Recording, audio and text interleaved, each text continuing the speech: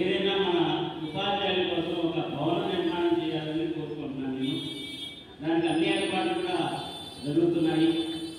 స్వయంగా నేను నా భార్య ఇప్పటివరకు సంపాదించింది కానివ్వండి, మా తాలూకు వచ్చేటువంటి డబ్బులు కానివ్వండి, 20 లక్షల రూపాయలు వచ్చే సంవత్సరం ఏప్రిల్ నెలలో శంకుస్థాపన చేసి మన ఉపాధ్యాయుల కోసం ఒక డిపార్ట్మెంట్ స్టోర్, ఓన్లీ కిరాణా స్టోర్ మాత్రమే, అసలైన రేటుకి బస్తా రేటు మనం కొనుక్కొచ్చి ఉపాధ్యాయులకు అదే రేటుకి కిరాణా సరుకులు ఇవ్వాలండి.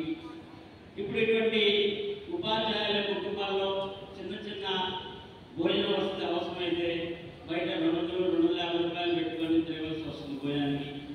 కానీ మనమే ఒక క్యాటరింగ్ పెట్టుకుంటే 50 రూపాయలు భోజనం ఇవ్వచ్చు. 50 రూపాయలు స్వీట్ హార్ట్ లేకుండా 50 రూపాయలు భోజనం ఇవ్వడానికి అవకాశం ఉంది. నేను చాలా వరకు దాన్ని సెర్చ్ చేశాను. అనేక రంగాల్లో నేను తిరుగుతున్నాను కాబట్టి నాకు ఆ విషయాలు తెలిసింది. క్యాటరింగ్ ఒకటి ఏర్పాటు చేయాలి మన ఉపాధ్యాయుల కోసం, కుటుంబ సభ్యుల కోసం. తర్వాత మనం చిన్న సమావేశం పెట్టుకోవాలంటే ఉపాధ్యాయులకి ఎక్కడ కూడా చిన్న చిన్న కళ్యాణ మండపాలు తీసుకోవాలన్నా 5,000-10,000 అద్దెలు తీసుకోవాల్సి వస్తుంది. అందువల్ల మనం కట్టుకునేటువంటి ఆ భవనంలోనే మన ఉపాధ్యాయులకి విశ్రాంతి, తర్వాత భోజన వసతి, వారికి కావాల్సినటువంటి పూర్తి ఇన్ఫర్మేషన్. నేను గుంటూరు నగరంలో ఇప్పటికీ దాదాపు 25 సేవా సంస్థల్లో యాక్టివ్గా పాల్గొంటున్నాను.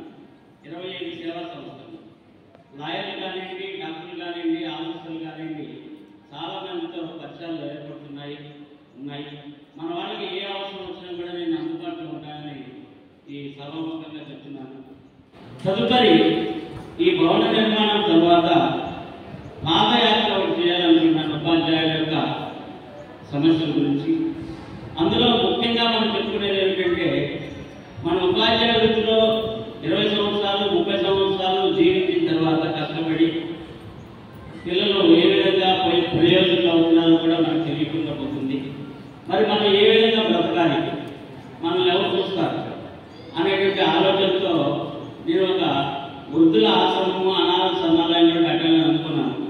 కానీ నా ఆలోచనే వారి మనోభావాలు ఆలోచించినటువంటి గుంటూరు నగరంలో అమ్మా నాన్న ట్రస్ట్ అనేటువంటి ఒక సేవా సంస్థ, రామాంజలి గారు మరి చైతన్య కాలేజీలో లెక్చరర్గా పనిచేస్తూ, మరి వారికి ఎక్కడ తెలిసిందో కానీ నా మనసులో ఉన్నటువంటి భావాలను వారు కనిపెట్టేశారు. నేను అనుకున్నటువంటి వృద్ధులాశ్రమము, గోశాల, మరి అనాథ సమాలయం, విద్యార్థులకు అనేక విధాలుగా స్కాలర్షిప్లు, పుస్తకాల పంపకాలన్నీ వారు చేసేస్తున్నారు. వారి అడుగుజాడల్లో కూడా నేను ముందుకు వెళ్ళాలని నేను పూర్తిగా సంకల్పం తీసుకోవడం జరిగింది. తదుపరి నా పాదయాత్ర అనేది ఏంటంటే, ప్రతి నగరంలో కూడా పాదయాత్ర, ప్రతి విద్యాలయానికి వెళ్ళి అక్కడ యాజమాన్యంతో మాట్లాడి, అయ్యా మా ఉపాధ్యాయులు ఎవరైతే చనిపోతున్నారో వాళ్ళ కుటుంబానికి ఎంతో కొంత ధన సహాయం చేయాలి, ఒక నిధి ఏర్పాటు చేస్తాం, దానికి మీరు అందరూ సహకరించాలి అని చెప్పేసి అడుగుదామని అనుకుంటున్నాను. సుమారుగా అది సరస్వతి శిశు మందిర్ విద్యాపీఠం వాళ్ళు వారి యొక్క ఉపాధ్యాయుల నిధి కోసం దాదాపు నాకు తెలిసి కోటా సూర్యనారాయణ గారు, అట్లాగే వనరామచంద్ర గారు, వీళ్ళందరూ పెద్ద స్థాయిలో ఏర్పాటు చేసి ఒక నిధి ఏర్పాటు చేసినట్టుగా నాకు తెలిసింది. అదేవిధంగా మనం కూడా ఒక 25 కోట్లు 50 కోట్లు ఆంధ్రప్రదేశ్ నుంచి, యాజమాన్యం నుంచి, ఇటు డోనర్స్ నుంచి, సమాజంలో సేవ చేసేటువంటి వాళ్ళు తక్కువగా ఉన్నారు, డోనర్స్ ఎక్కువగా ఉన్నారు. అటువంటి ఆలోచనలో మనం కూడా సేవా సంస్థలో ముందుకు వెళ్ళాలని, ఒక నిధిని ఏర్పాటు చేయాలనేటువంటి ఆలోచనతో ముందుకు వెళ్తున్నాను. ఇక్కడ ఒక చిన్న రిక్వెస్ట్ పనమా నరేంద్ర గారికి, రాబోయే రోజుల్లో మా భవన నిర్మాణానికి మరి నా కోరిక ఏంటంటే, మరి భారతదేశానికి ప్రధానమంత్రిగా పనిచేస్తున్నటువంటి నరేంద్ర మోడీ గారు మరి చిన్న చిన్న వ్యక్తులు కూడా, డబ్బున్న వాళ్ళని కాదు, మేధావులను కాదు, చిన్న చిన్న సామాజిక సమస్యలతో ఉన్నటువంటి కుటుంబాలను కూడా పరామర్శిస్తూ, ఒక ఛాయవాదాగా తిరుగుతూ అందరినీ సమస్యలు గుర్తించి వాళ్ళ దగ్గర కూడా వెళ్ళి అనేక విషయాల్ని మాట్లాడడం జరుగుతుంది. అదేవిధంగా మా భవన నిర్మాణం ప్రారంభోత్సవానికి భారత ప్రధానమంత్రి గారిని ఆహ్వానించాలని చెప్పేసి దానికి ప్రయత్నం చేయవలసిందిగా కోరుతున్నాను. సంకల్పం ఎంత దూరమైనా తీసుకెళ్తుంది. నేను అసలు ఈ విధంగా కూడా ఇంత కార్యక్రమాన్ని జరుపుతానని ఎప్పుడు అనుకోలేదు. ఎక్కడో చిన్న విద్యాలయంలో పనిచేస్తూ మరి నేను ప్రకాశం జిల్లాలో కూడా హిందీ ప్రచారం చేయడానికి వెళ్ళి తాళూరు అనేటువంటి మండలంలో ఉదయం 7:30 గంటల నుంచి సాయంకాలం 7:30 వరకు ఉచితంగా హిందీ ప్రచారం చేస్తూ ప్రైవేట్ స్కూల్లో 4 కోట్ల పనిచేస్తూ వారు ఇచ్చేటట్టు ఒకే ఒక స్కూల్లో 2000 రూపాయలతో 2000 సంవత్సరానికి ముందు 2000 రూపాయల జీతం తీసుకుంటూ 4 సంవత్సరాలు ఆ తాళూరు మండలంలో పనిచేసి అక్కడ హిందీ ప్రచారాన్ని చేయడం జరిగింది. అదేవిధంగా మరి ఆ రోజు తీసుకున్నటువంటి సంకల్పము ఆలోచనలే మరి ఈ రోజు రాజధాని నిర్మాణంలో కూడా నా ఆలోచన విధానం భవన నిర్మాణం చేయాలని పెద్ద స్థాయిలో మరి ప్రధానమంత్రి కూడా ఈ కార్యక్రమంలో భాగం అవుతారని చెప్పేసి ఆలోచనతో నేను సంక్రాంతి సెలవుల్లో ఢిల్లీ వెళ్ళడానికి కూడా ప్రయత్నం చేస్తున్నాను. అక్కడ మనకి గుంటూరు నగరంలో ప్రముఖ తెలుగు ఉపాధ్యాయులుగా పనిచేస్తున్నటువంటి నాగార్జున గారు వారి యొక్క సోదరుడు అక్కడ సుప్రీంకోర్టులో లాయర్గా పనిచేస్తున్నారు. వారు అక్కడ భారతీయ జనతా పార్టీ ప్రధానమంత్రి ఆఫీస్కి వారు ముఖ్య నేతగా అక్కడ బాధ్యతలు చేస్తున్నారు.